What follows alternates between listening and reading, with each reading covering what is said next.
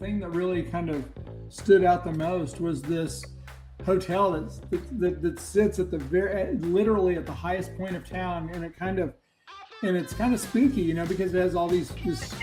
It was built in 1886 on his radio station. He's like, I've got the cure for cancer, and to prove it, he finds 5 terminally ill cancer patients that are in severe, like terminally ill, and he's like, I'm going to kill all 5 of these with this cancer cure. And this is like in 3 months, all 5 of the patients are dead. And then so what's Baker do? He reprints the magazine, not just once, not twice, but 3 different times without changing a single word. And he says they're all cured.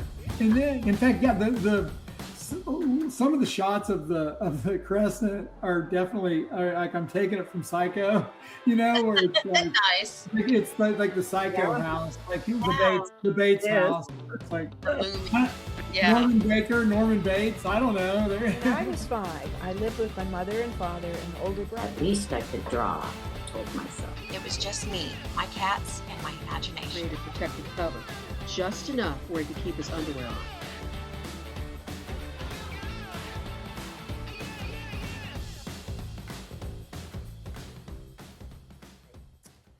Hello, everybody. We are here tonight for season 2, episode 3. Artist and author Sean Fitzgibbon is a graphic artist and a friend of Pam's, and we're excited to meet him. So I do have your bio, and I'll read it really quick here. Artist and author Sean Fitzgibbon explores unusual real places and events through his work. He has an MFA in art and a passion for making art and visual storytelling. He's a 2021 Artist 360 recipient and a 2022 recipient of the Arkansas Arts Council Individual Artist Fellowship Award for his Kirkus starred graphic nonfiction, What Follows is True, Crescent Hotel.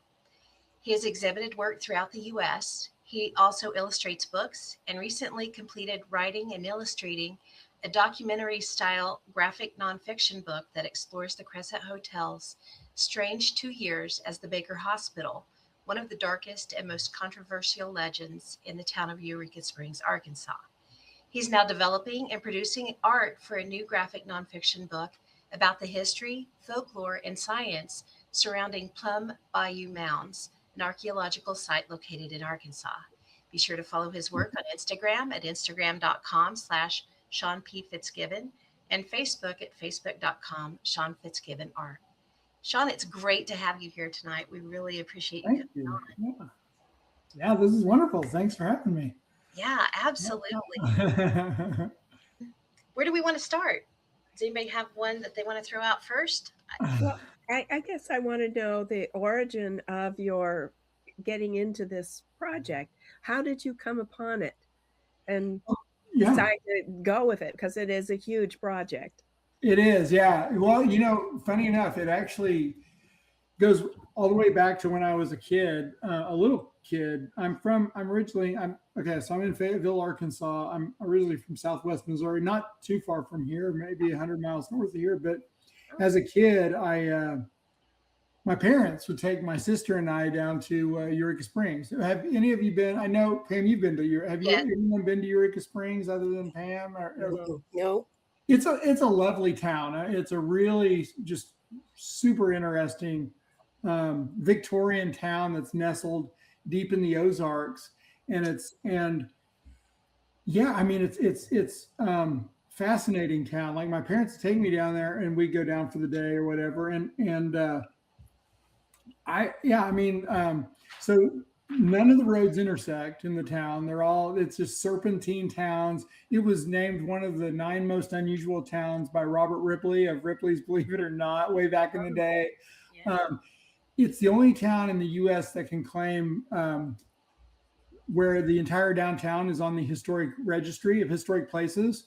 And it's beautiful. It's like, it's really just this, they call it like the Switzerland of the Ozarks or something like that, where it really has this very, just kind of a magical quality to it. And so all these Victorian homes and the beautiful downtown that serpentines throughout. I mean, there's all these little boutiques and little and musicians strumming on guitars, and it's just this.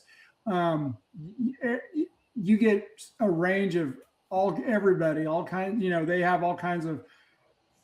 Halloween's big there. They've got they do Mardi Gras. They have LGBTQ festivals. It's just a very celebratory. It's kind of like the New Orleans of, in a weird way of like Arkansas. It's just great way to describe it. Yeah. And so it's just this really interesting place. And it's also, so all the homes are like.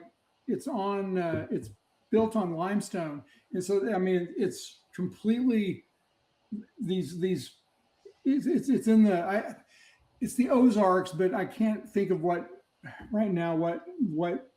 mountain range it butts up against. But it's like the homes are like they look like they're sort of precariously balanced on these like ledges and cliffs, but it's because they're built on limestone. They're not going anywhere. Like it's really fascinating.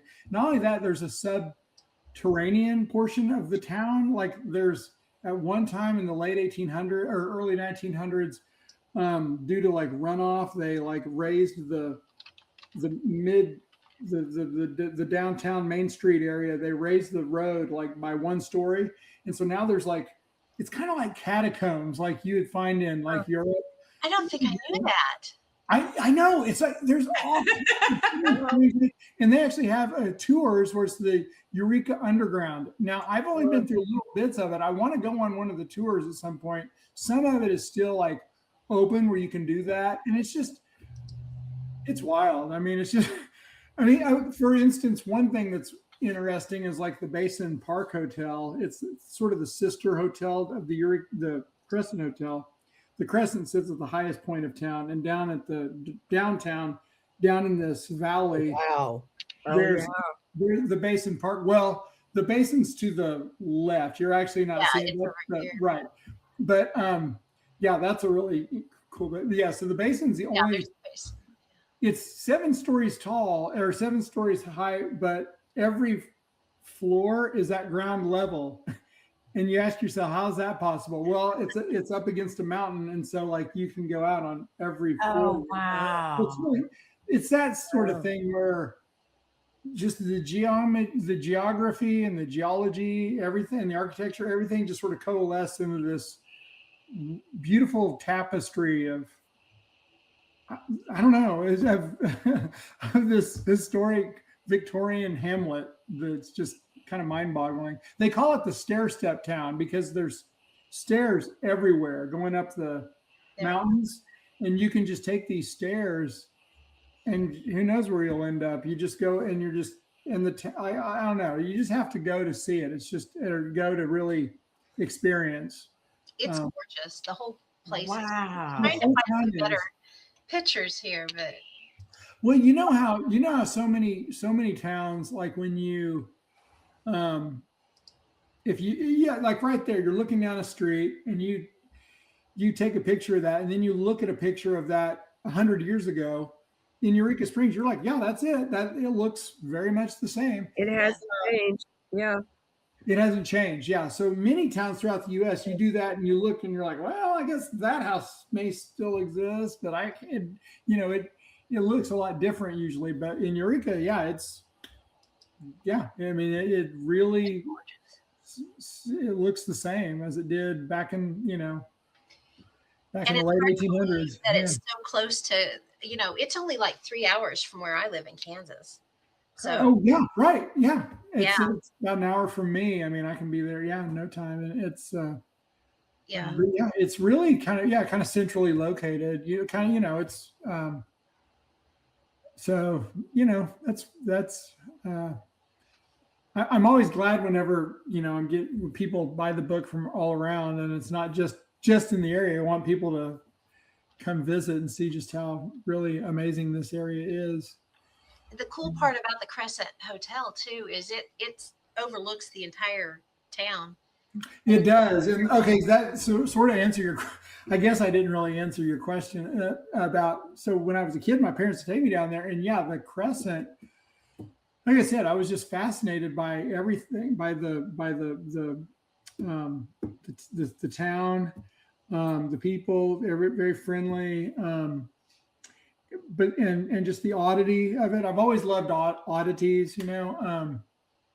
But the thing that really kind of stood out the most was this hotel that sits at the literally at the highest point of town, and it's kind of spooky, you know, because it has all these it was built in 1886, wow. and it was in fact, there for a while there was a little replica of the Statue of Liberty, because that was the same year that the Statue of Liberty was erected. It was 1886, you know, and that was at the Crescent Hotel. But yeah, it was this beautiful, opulent, and it still is. But I mean, when it was built, it was like in its heyday, it was like only the elites from all over the world would stay there. And I mean, think of the most exclusive club in Los Angeles where you have to be on a waiting list to go. That's what it was like in 1886. It was just, it was, yeah. And I mean, it was decked out with, you know, Edison lighting. Well, that's it now. If you look at when it was in 1886, it's different looking now. But yeah, look at like an early, but yeah, it had an intercom system. It had an elevator, and it had bowling alleys, horse stables, and it was top, you know, top of the line, cutting edge technology for that time, you know, and so yeah, there you go. That's the Crescent, and yeah, it's amazing. Wow. Yeah. What was the draw of the area? What was going on there? Okay. So the springs, the healing springs. It's Eureka Springs. That's it. And so, yeah, there was a guy named Alva Jackson, and this was during the time of the Civil War. He was out like hunting, and he was with his son, and the story goes that it was like, I believe it was his son hurt his eye, and he went to one of the springs. And in Eureka Springs, there's these grottos everywhere. You could do that, like go and make that like your trip, and kind of base it around like, I'm going to go to this grotto and see this spring, and then I'm going to go to this spring. And there's beautiful steps that go into these grottos, and there's flowers, and it's just lovely, you know. But anyway, his son somehow hurt his eyes really, and so he went and got some of that the water from the spring, and so apparently he healed his son's eyes, and he called it Alva Jackson spring water, or eye water is what he called it. And word got around of these kind of healing springs, and then the next thing you know, it's like people were coming from all over, and early on, it was just kind of this, you know, it was just these like housing that was, I mean, it was just like a transient sort of, like people were just moving there, and there wasn't any real municipality, or it wasn't really a town until Powell Clayton was his name. He served as a governor of Arkansas back in the late 1800s during that time. And he was instrumental in turning Eureka Springs into a town and turning it into this Victorian town. And he also was instrumental in bringing the railroad into Eureka Springs. And that's where, see, that was the thing. Okay, so and that was where he thought, okay, we're going to capitalize on these healing springs, and that's why, you know, it became what it is, or what it was at that time. Now you wouldn't want to drink the spring water or anything like that, but back then that's what it was. But yeah, so the hotel for the first few years, I don't know, 1886 to like early 1900s. Like I said, it was this exclusive resort hotel, but that didn't last because, once again, of its location. Like, it's really difficult to get to Eureka Springs. I mean, even today, like if That's what I was thinking. if I'm in we've got a Honda Fit and a Honda CRV. If I'm in the Fit, it's like I can barely get up some of those hills. It's like trying to get up that thing in a little Honda Fit, but because I mean, literally the roads are like and walking around in Eureka Springs, I did a week-long residency there, and back when I was working on the book it's called the Writers Colony at Dairy Hollow, and it's a really awesome writers. Jan, you should go to that. Val, you should go. Like, Pam, have you ever been? You should. I have not. What's it called again? What's it called? Writers Colony at Dairy Hollow. Okay. They're wonderful. It's wonderful. And they get a residency there and stay for a week. And they put me up for a week. And I ended up walking around the town, and I was going to go interview some people and then go back and write and draw and work on the book. But somebody would say, "Oh, you need to go to this person. You need to go to," and the next thing you know, I'm just walking all over this town. And by the end of that week, I mean, interviewing people, like, it was crazy. My legs were on fire. Because by the end of that, the only other time I can remember in my life where my legs felt like that walking around all day was San Francisco, walking around. Jan, you know what that's like? Yeah, and that's what Eureka is kind of, that same kind of vibe. Well, not that big, but up and down. It's up and down. Yeah, exactly. Yeah, and then I mean, one time I walked from Market Street clear over to Sausalito, across the Golden Gate. Oh yes. That was a long walk. Long walk. Yeah, that was crazy. Because it doesn't look that far. When you do it, you're like, I was like, I can do that. That's nothing. Oh my God. Yeah, I think we did that years ago, but you're right. Right. What am I doing? This is nuts. But yeah. But yeah, so the thing is, so around 1904, I keep kind of going back and forth. Sorry, my mind kind of works that way, but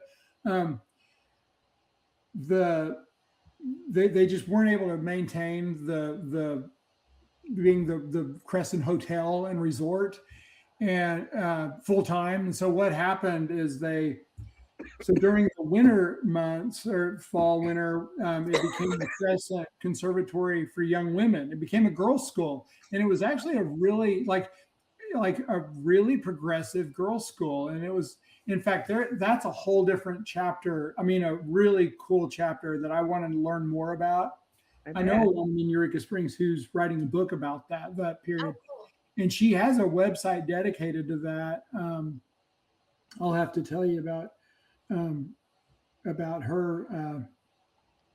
But anyway, so it basically became the girls' school during the winter months. And then in the summer, it would flip back to being the Crescent Hotel, just to supplement their lagging winter, nobody could get there, because it's like in the winter, you just can't even make, Could you imagine in a horse and buggy trying to get even today in a horse and buggy? Forget about it. Yeah, there's no way. And so it remained that for many years until, let's see here, 1924. And then sadly, that's when the Great Depression pretty much wiped out both the Crescent Hotel and the girls' school. Yeah. And it sat empty for a couple of years until 1937. And this purple Cord Roadster comes wheeling into town, driven by this guy wearing white suits, lavender shirt, and a purple tie, and he has the cure to cancer. And he tells the people of Eureka, oh, there you go. All right. So yeah, he tells he basically tells the people of Eureka that, see that derelict hotel up on the hill? I'm going to buy that and convert that into the Baker Hospital. And I'm going to be an economic boon this, to your town. And he actually was, but he also did not cure cancer, and thus began that's when the darkest chapter of the Crescent Hotel's assorted, very interesting history begins, and it's only 2 years from 1937 until his arrest in 1939, but it's those 2 years where so many of the legends and the ghosts and all the stories come from about this hotel. And so, when I was a kid going to Eureka, like my parents, we lived close enough. We never stayed, but we'd go on their ghost tours. They do ghost tours. Yeah. And it's a hotel again. You can go and stay, and a lot of people go hotel and spa and all that. So at this time, I mean, this is back in like the early 80s or whatever, and or something like that, 80s. And and the stories were very sensational, like it was very sensational. And there was a lot of truth to some of it, but then some of it was like, whoa, like it was sort of a mishmash of the truth and legends and things like that. And I mean, they were telling some really crazy stuff about experiments being done on patients, and pouring Norman Baker's cure directly into the skulls of and there actually is some truth to that. If you read my book, you're going to see that it's not the way it's weird. It's very, very strange. But anyway, that kind of haunted me over the years. I just, and then come 2003, I end up pursuing my master's in fine arts. I moved to Fayetteville, and I'm working on that. And while I'm doing that, that's when I met my wife, and she's like I said, she's a librarian here in Fayetteville.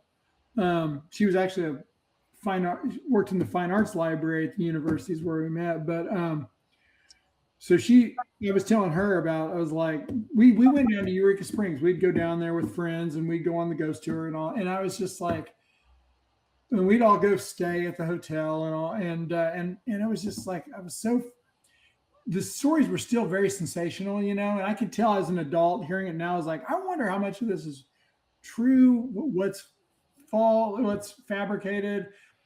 And I just started thinking, you know what, I might start doing a little more research into this. Like, I want to just start, so next day we'd go to like the library there and start digging around in their archives. And we found some like Norman Baker's catalogs for his hotel, like for his hospital, the little pamphlets that he sent out all over the country. And they didn't have a whole lot at the library, but they had some information, and some of it was really sort of kind of went along with what I had heard. But there was other things where I was like, I don't know. I wonder. It just made me want to learn more and more, because Baker's originally from Muscatine, Iowa, and he. Well, I can kind of go into his history a little bit too, if you'd like. Sure. As to who he was, we ended up going to Muscatine. My wife and I went to way back. I mean, I worked on this book for like so long. I was working on that back in started working on it in like 2008 or something crazy like that. I was just like, but and I'm doing other things, and I'm like teaching, and I'm doing all kinds of. I even did an entire series in between that of like a body of for gallery work, doing some gallery work. But anyway, we went to Muscatine to start kind of, because then I thought, you know what, I'm going to just put a book together. I always loved telling stories visually, do an illustrated book about Norman Baker and the Crescent Hotel. And so, we went to Muscatine, Iowa, where he's from. And he was the youngest of 10 kids. He was, his father was a machinist, And he was born in oh God, it's been a while since 1885, somewhere around there, like right around the same time as the Crescent Hotel. But anyway, he and his mother was she contributed writing to magazines during this time, and so he kind of took a little bit from both of them. He like I said, his father was a machinist, and he drops out of school in 10th grade, and he goes to work for his father. And then he ends up having a falling out with his dad, and he ends up working at it's called the Beppel Button Company. They make pearl buttons Muscatine, Iowa is on the Mississippi River, and so they extract the pearls from the Mississippi, and that's what they were known for. In fact, you can go and there's like the Button Museum, the Pearl Button Museum. Real pearls, yeah. Oh, yeah, exactly. So Baker actually was very, very smart. He was very mechanically inclined, and he understood machinery. But he had a very kind of cantankerous relationship with everyone he seemed to come in contact with, and so he ends up having a falling out with Mr. Beppel, is how I believe you pronounce it, and then he ends up at that. Well, he's also interested in like power of the mind and like mental hypnotism, and he gets into like mentalist act, like doing a mentalist performance, and he goes on the road, and he just decides to, forget all this machinist stuff, and I'm going to go out and do this kind of a vaudeville mentalist act. And that's when he meets. Well, he has his girls, like he calls his girls the Madame Tangley. It's sort of an Egyptian themed mentalist act that he does, and his female partner he calls Madame Tangley, and where he does all this some sort of levitating, kind of hypnotizing, and also like telling people their, what they're thinking, and basically kind of conning people, making money, And so, anyway, from there, he ends up marrying one of his girls, Maria Pender, or Teresa Pender is her name. And they're married for about 5 years. But during that time, see, her father was an organist. And so, and also, yeah, he played the organ and fiddled around with the mechanics of like organs and pianos and things like that. And so Baker's, there's sort of a little bit of a question as to whether Baker invented this or if he stole this from his father-in-law, but he came up with the world's first air calliope, and he called it the calliophone, the Tangley calliophone. Now, calliope is like, like you hear it like circuses and baseball games. They're like do do do do do, those kind of things. But but this one ran on air instead of steam. They ran on steam, and Baker ends up making off this. He starts selling these like all over the country, and people like for like baseball games, for skating rinks, for advertisements, politicians on the back of trucks, and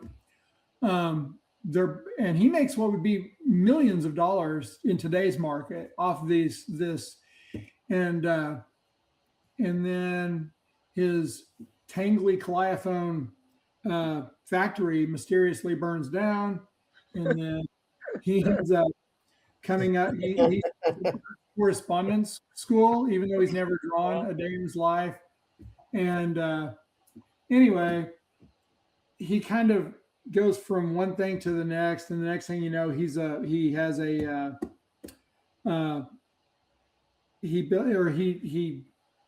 starts his own radio. Amazing. He's all over the place. He's all over the place. Yeah, it's really difficult to track Oh, and through his radio company, it's called KT&T, Know the Naked Truth. And so that's his radio station. Of course, it's anything but the. Yeah. And he's basically, he also starts his own like mail order catalog where you could buy anything from him, like tangly beams, shovels, car tires. He even has what he calls he made up that word tangly. I don't know why he used that a lot. The tangly convenience store or filling station where you could fill up your car with tangly fuel. I don't know. But it was a lot like a Sears and Roebuck catalog type thing, and so he made so much money off that, and he would use his radio station to promote all his goods. But he also started making enemies with everybody, like with people all throughout the town, because he was very fiery. It was very, his rhetoric was very inflammatory. Yeah. And then he's always looking for the next thing, and he hears about a guy in Kansas City, a doctor by the name of Charles Ozias, who apparently has a cancer cure. Of course he doesn't, but he ends up him on his show, and he basically steals his fake cancer cure. And so he's like, this is gonna be my next thing, right? I know, it's crazy.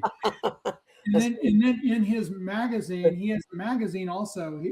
The guy did everything. It was crazy. Like, this is where it's like, I always think it's like if he just stuck to what he was doing, he could have just lived out his days, and he would have been known for that and his calliope. There's still people that know of him just for the calliophone. Like they still have these, and it's pretty wild, But instead, he basically tells this.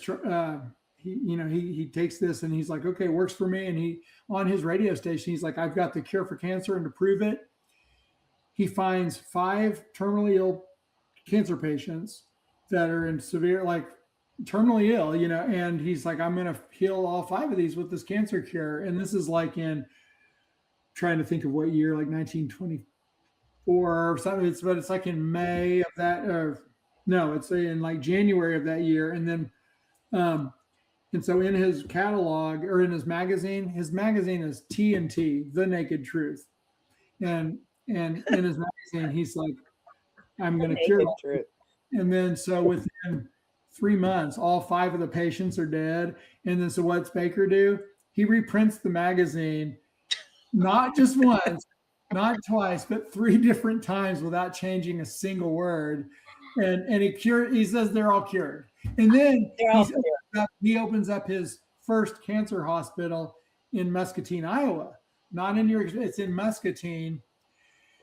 And on his radio station, his it's basically like demagoguery. His rhetoric becomes more and more inflammatory, and he starts doing on his radio station, T&T. He starts telling the farmers of Iowa that he has not to get their. So during this time, there's like bovine tuberculosis, as a thing, and so he's like, but he's telling farmers not to get their cattle vaccinated by vets, because they're going to come along and they're going to take away your healthy cows and give you a false positive, and he's lying to all these farmers, and it becomes they become livid, and they end up going to the state capital of Iowa and violently protesting.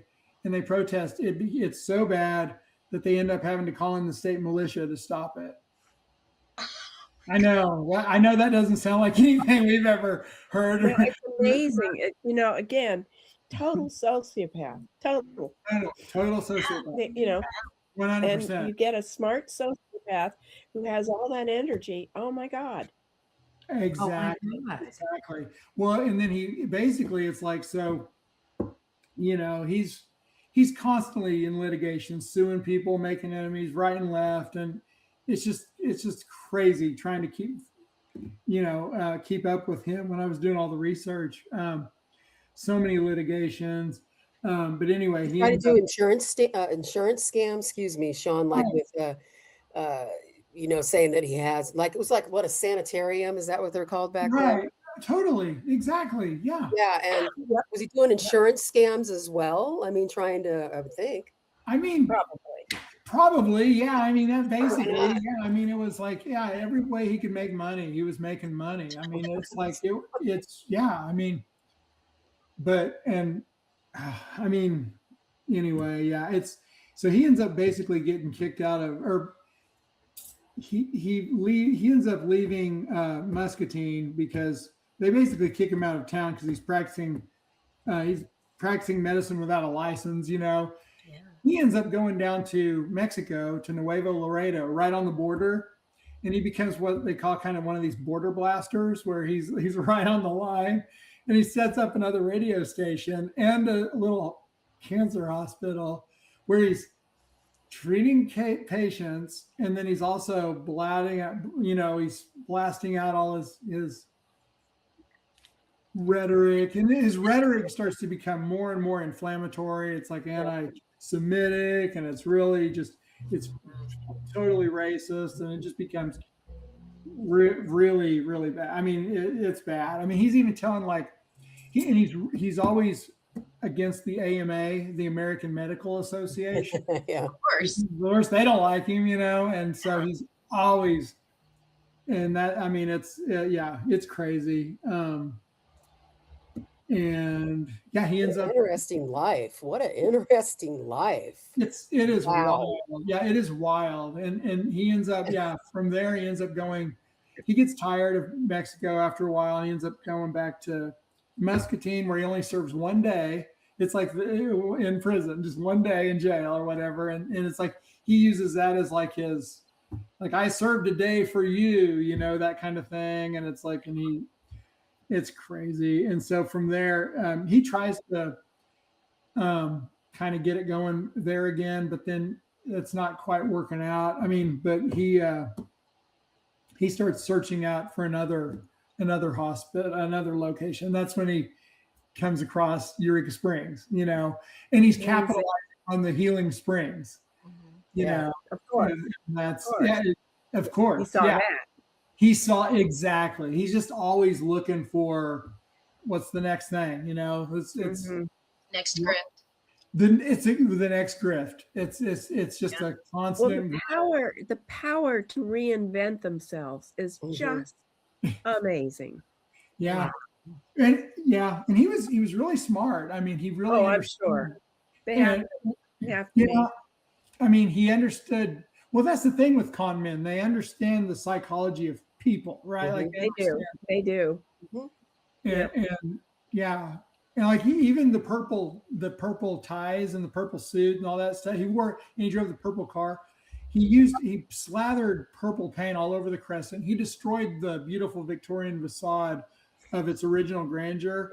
He ripped out the balustrade, the in the front of it, the front portion, and he replaced it with these concrete balconies that just look ugly. Well, they're not. Yeah, they're done in a hurry. They did that to support all the patients being wheeled out there, when it was this.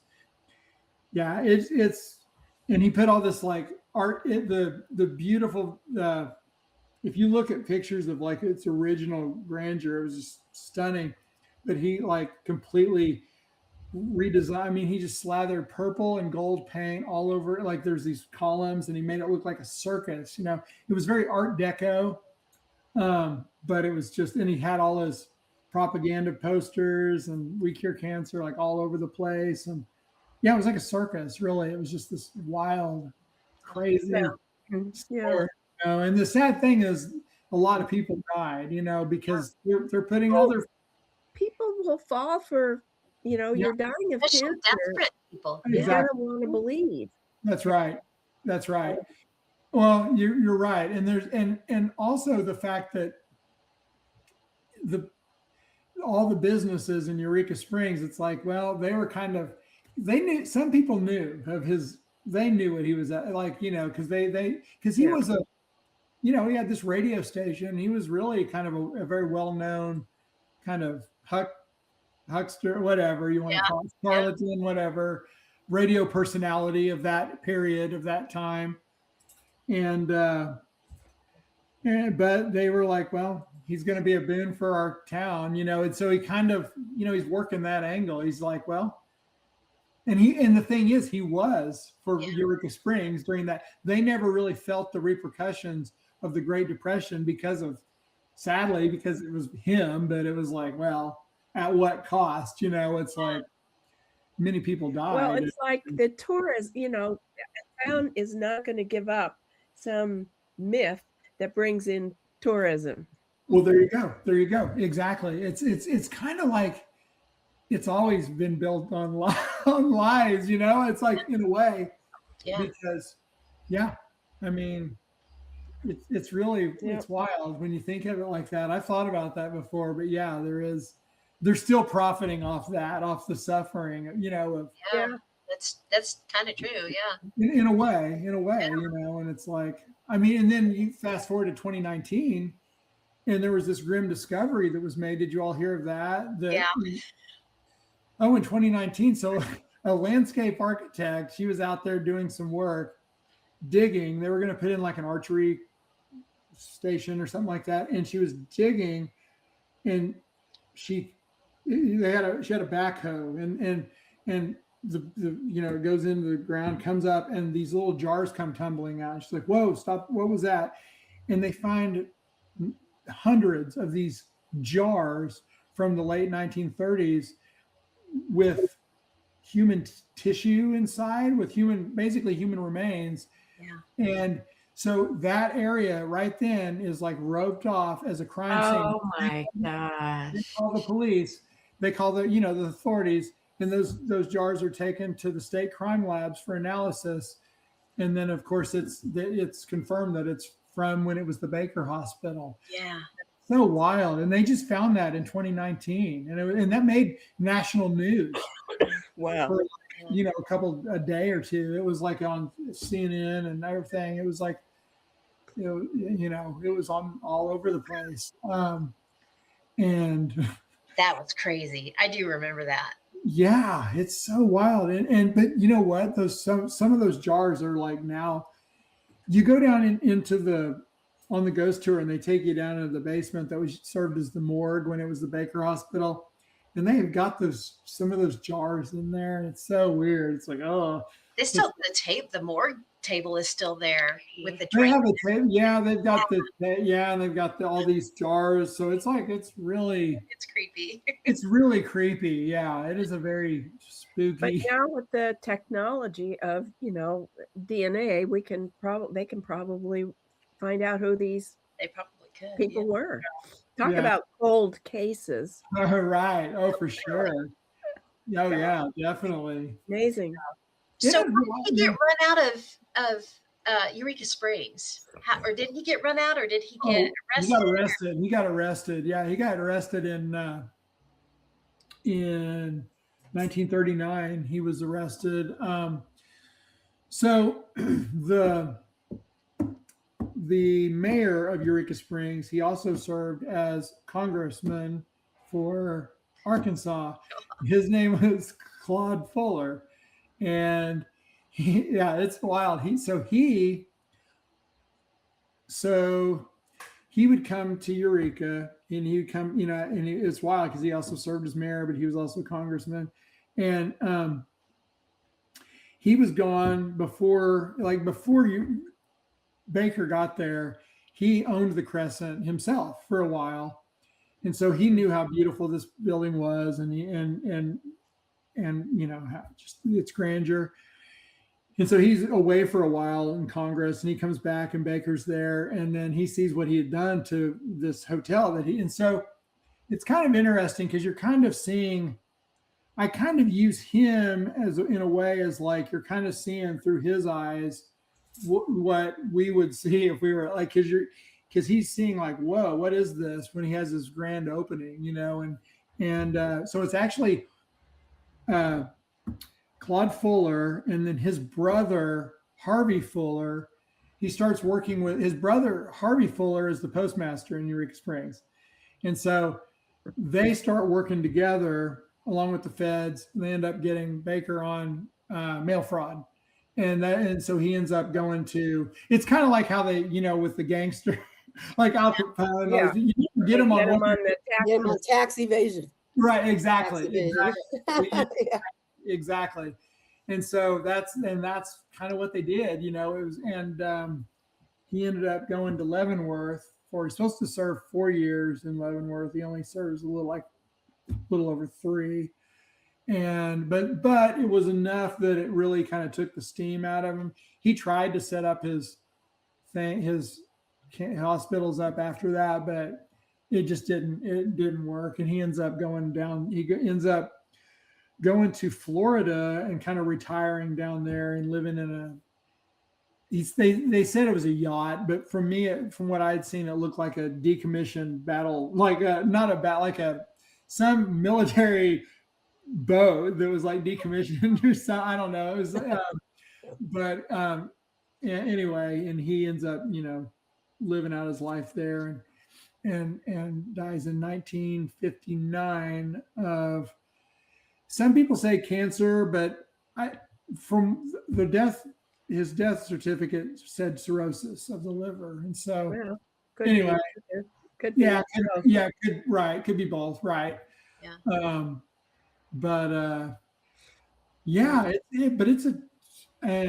It's just a fascinating story. I mean, it is, and that they keep getting away with it. They keep going. Yeah. Oh, I know. Died in prison. That's amazing. Yeah. Right. Right. Yeah, and they always say they're innocent. Always. Always. Yeah. That reminds me a little bit of H.H. Holmes. You guys have heard of him in the Chicago Fair. Of course. Kept popping into my head as you were talking, because he did a lot of insurance fraud, and then he would sell the skeletal remains to universities that were studying anatomy. Yep. It just sort of reminds me of a little bit, but Absolutely. What a fascinating life. Absolutely. It's very much in that same vein. And with H.H. Holmes, you also have of course, that building's not there anymore in Chicago, but but it's like, that's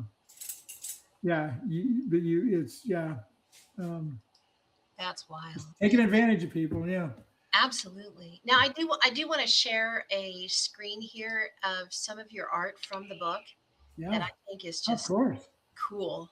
Oh yeah. Wow. Oh, so this is, I was lucky enough to stumble on. Okay, so I met a gentleman who, an older gentleman back in 2008 that I had interviewed, and when he was a kid, he and his friend, they lived in Eureka Springs. They snuck into the Crescent Hotel after Baker was arrested in 1940, and so the hotel sat empty for basically throughout all of World War II, and then in 1945, some guys from Chicago came and they opened it back up as the Crescent Hotel. But anyway, he snuck in there and he told me this story. He went through. He said it was so spooky walking around through this old. I mean, it was basically, because it had been this hospital. It was like this quasi hotel hospital, wheelchairs everywhere. And Baker was extremely paranoid. And in his office, he had 2 like Tommy guns, like machine guns, basically. Wow. And those were still there in his, and he carried firearms on him at all times because he was always extremely paranoid that he was going to, these types of personality are always hyper vigilant, and they kind of have a sense of when they're being closed in on. That's when they're trying to get out of town. So these boys, they ended up going down into what the morgue area was, and they found those same jars that were then buried and unearthed 80 years later or whatever. And so I learned of those jars before when they dug those things out, when they found those, it was like, oh yeah, I know what that is. Yeah, you know exactly I what knew it all was. about it. Wild. It was wild. It was so crazy, That is And so, my book is basically, I bookend the beginning and the end with the kids these two boys going through the hotel. So that's kind of like very cool. Yeah. So that's what this is.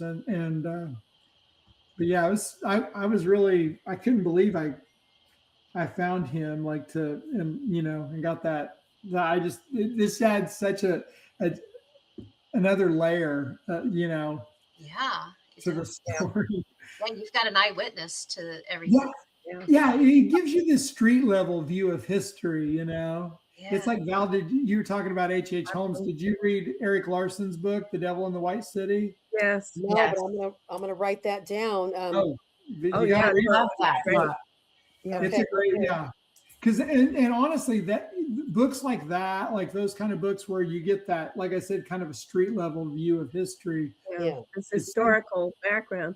And Eric Larson does tons of research. Well, and I actually was reading that book when I was writing this book, and I learned in the afterwards where he talks about, or it might be in the forward, I don't remember, but Eric Larson talks about how anytime anyone says anything in the past, like it's from an actual, like a correspondent, it's from, written letters, or so it's like he's not putting words in their mouth. And so I actually do the same thing in my book. So anytime Baker says anything, it's from his letters, or it's from his So I'm never just like making up his words. That's awesome. Yeah. It's kind of neat because it really does. And so much of my book is like oral histories, people telling me. I'm weaving all these, all that together, along with his, the letters and all that stuff, and kind of weaving it all together into this kind of collage, That's amazing. I mean, you've got incredible artwork to go along with it. Oh, yeah. Go into such detail. Wow. The use of light there is fantastic. I've always been jealous of people that can draw because I can't. Karen and Sean, your use of light there is just, it just takes you right there. Thank you. I appreciate that. So it's all watercolor. And I actually, I show my pages from these books sometimes I've shown them in galleries. In fact, the last was at a university in Maryville, Missouri. I've never been to Maryville until then. Until like it was November, December, something like that. But it was, I showed like 25 pages from the book, like they're framed, and the original pages are like that size, big. But lighting has always been something. I teach art classes and I teach some art history, and I've always been influenced by, I like the Baroque, like Artemisia Gentileschi, Caravaggio, but I also like the kind of the early 20th century realism and natural, like the works of like Edward Hopper and stuff like that. I love just that sense of space. And I also, and I don't know, there's also a bit of like early, as a kid, I watched a lot of Hitchcock and. Oh yeah, that for sure. Yeah. Oh yeah. And I love early filmmaking and film noir and all that kind of stuff. And in fact, some of the shots of the Crescent are definitely like I'm taking it from Psycho, where it's like nice. It's like the Psycho house, like the Bates house. It's like Norman Bates. I don't know. Yeah. And it's also I like sort of that sort of gothic, like I love books like Rebecca by Daphne du Maurier and like Shirley Jackson's The Haunted Hill House and stuff like that. I know Rebecca is also the Alfred Hitchcock film, but I just love those where this it's a very Gothic sort of thing where the location is so vitally important. It's almost like a character, and the Crescent is like a character, Yeah. Oh, absolutely. And when you walk in the building itself, it's just got so much atmosphere, Yeah.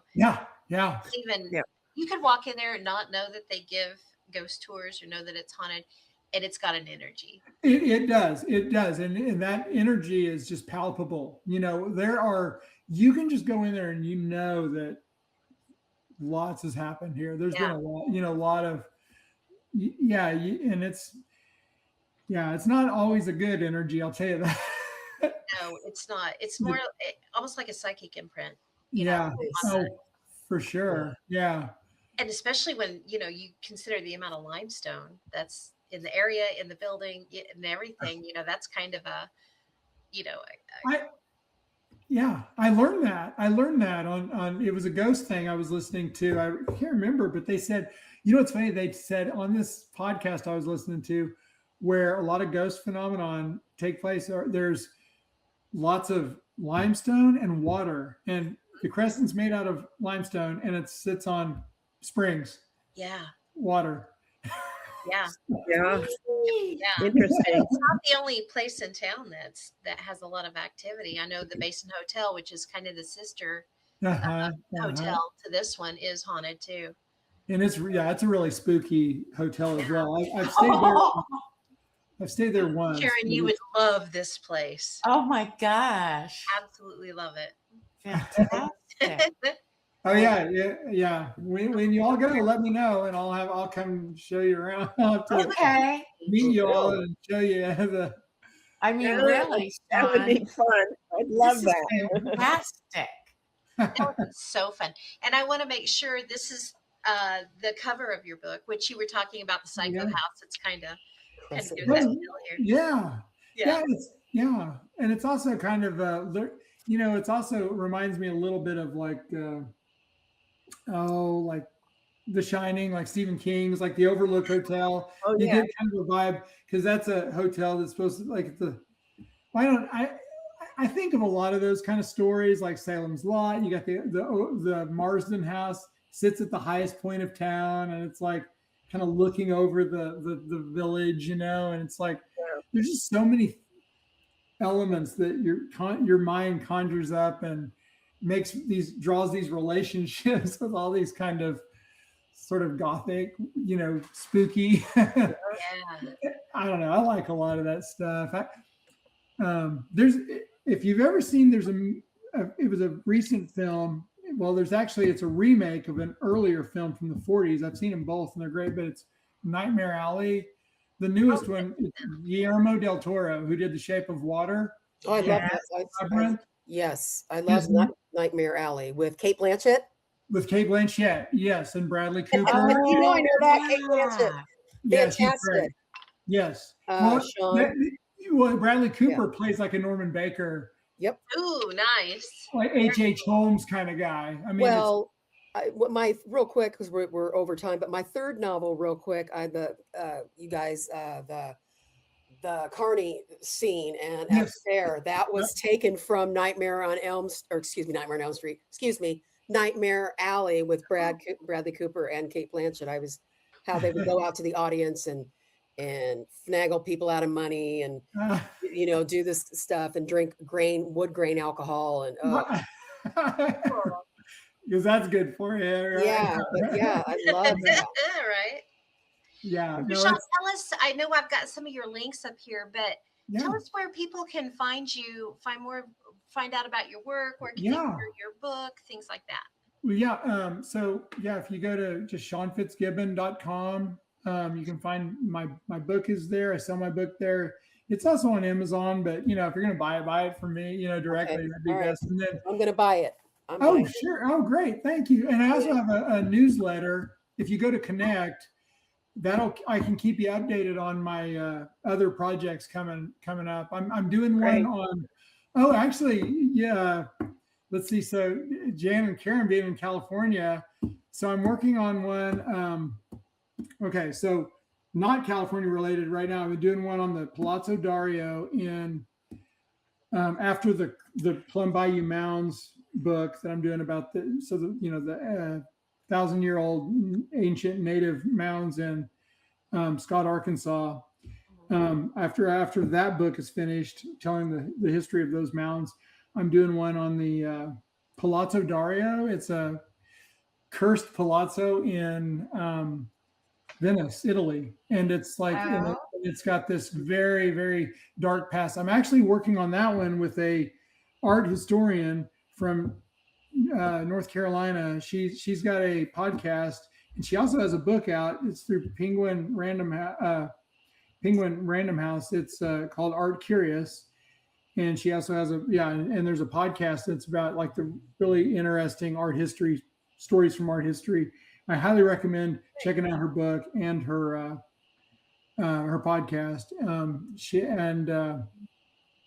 And I'm working with her on a book about the Palazzo Dario, this cursed palazzo in Venice, Italy, where people had died there basically since the Renaissance era up till the present day. Like everyone who lives there, it's got this really strange history.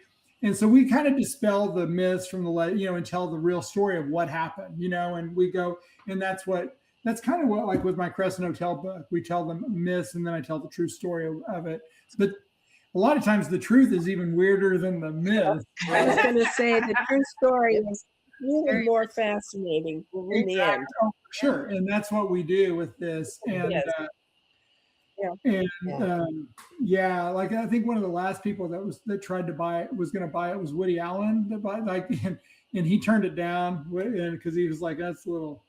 But anyway, it's a fascinating story. And then I'm doing one on the Island of the Dolls in Mexico. I'm also working with near Mexico City. I'm working with Jennifer, and then the Winchester Mystery House in San Jose, California. I'm doing. Oh wow, that I can imagine that. Well, and let me tell you something. There is so many myths about Sarah Winchester. People paint her as this crazy lady. She wasn't. She was a strong woman that there was a cancel culture. Basically, they were trying to cancel. And it's a fascinating story in a totally different way than what you're going to think. I mean, I go through the legend of Sarah Winchester, but then we tell the real story of who she was, and it's wonderful. And it's really fascinating because it also kind of sets the record straight, and because how dare this woman buy and sell property in the 18, you know what I mean? It's like it's a lot of that sort of thing, and that it's so. But she was really this pretty amazing. That's cool. Multilingual, really but it connects with you'll just have to read the book. I could go on. Right? You'll give it to us all. We would definitely want to read the book. Yeah. Well, I hope I didn't go on too long about. Oh no, not at all. Sean, you are absolutely fascinating. Wow. We wanted to know your process Thank you. and how you got there and the history of the hotel. So wow. Oh well. I can't wait to read your book. I'm so many. I know. That's wonderful. I will send it out tomorrow. Like I said, I've got 2 that I got to send out tomorrow, and so one's Jan's, and the other one's actually to a school up in it's the Thaden School up in Bentonville. I'm going to be giving a talk at I think a middle school up in Bentonville, and I'll be giving a talk over there next month, I think. So they bought a copy of the book, and so Of course. yeah. So again, Sean, thank you so much for being with us today and telling us this amazing story of your book and the art that goes behind it, and it's just an incredible thing. So we appreciate it. Wow. And Thanks, Sean. again, thanks to you, and we will see everybody next time. So Okay. bye.